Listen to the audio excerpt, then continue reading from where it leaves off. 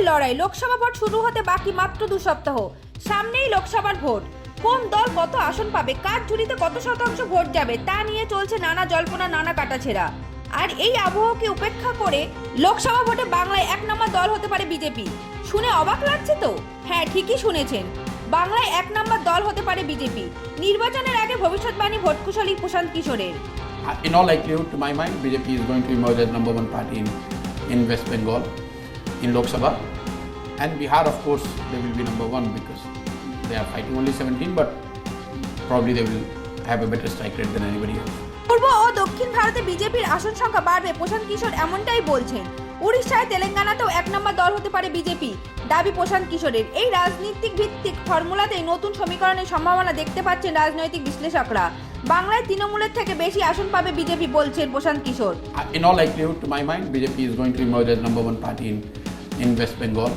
এক সময় কোটি কোটি টাকার বিনিময়ে তৃণমূলকে ভোটে যেতে সাহায্য করত, আর সেই প্রশান্ত কিশোর হঠাৎ করে ভোল বদল। এটি কি তার নতুন কোনো চাল? এ ব্যাপারে ভারতীয় জনতা পার্টি দমদম কেন্দ্রের প্রার্থী শিলভদ্র দত্ত কি বলছেন তা দেখাবো আপনাদের। প্রশান্ত কিশোর না বললেও করতো। প্রশান্ত কিশোর সেই বাস্তবটা জেনে বলেছেন, এটা নিয়ে কোথাও বলার ব্যাপার নেই। ভারতবর্ষের মানুষ ঠিক করে নিয়েছেন 400-র ওপর আসন দিয়ে নরেন্দ্র মোদীকে আরেকবার প্রধানমন্ত্রী করবেন। সুতরাং এটা প্রশান্ত কিশোরের বলার ওপর হচ্ছে না, এটা ভারতবর্ষের মানুষের জন্য 10 বছরের মোদী সরকারের কাজের জন্য হচ্ছে।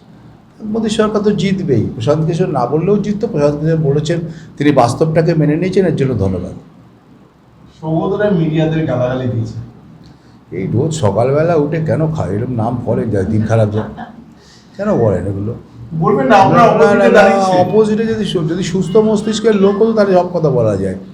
একটা ওই চেহারার লোক সুইমিং পুলে সুইমিং করুন, আমার আপত্তি নেই, সুইমিং করা ভালো, সবথেকে ভালো বেয়া।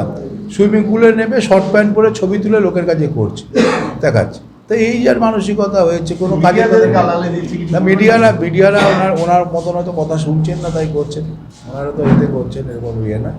আমি সৌগতবাবুর বিরুদ্ধে কিছু বলবো না। পণ্ডিত মানুষ, শিক্ষিত মানুষ, তবে বয়স হলে যেটা হয় লোকে বলে, সেরকম কিছু একটা হয়েছে বলে ওনার মানে আমি বলছি না, লোকে বলে যে ভীমরতি হয় 80 হলে পরে। এটা আমি বলছি না, লোকে বলে 80-তে ভীমরতি হয়।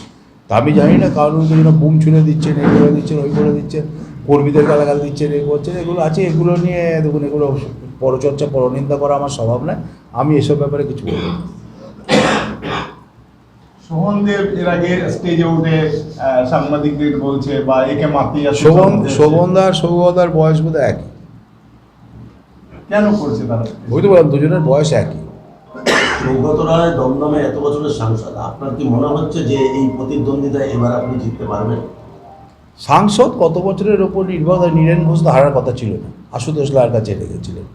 জ্যোতির্ময় বসুর তো হারার কথা ছিল না, তিনি হেরে গেছিলেন। তা এগুলো কোনো ব্যাপারই না, এগুলো আপনারা ছড়ান। এত বছরের সাংসদ, অত বছরের সাংসদ।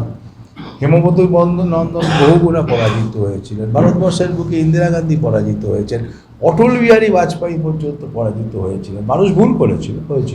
আবার অনেক জায়গাতে মানুষ করেছে। তা পরাজিত হওয়ার উপরে একটা লোক এত বছর সাংসদ বলে চিরকাল হবে, কোনো ব্যাপার আছে নাকি? এবছর সৌগত রায়ের পিছনে ex-MP লেখাটা পড়ে যাবে, এটুকু বলতে পারি।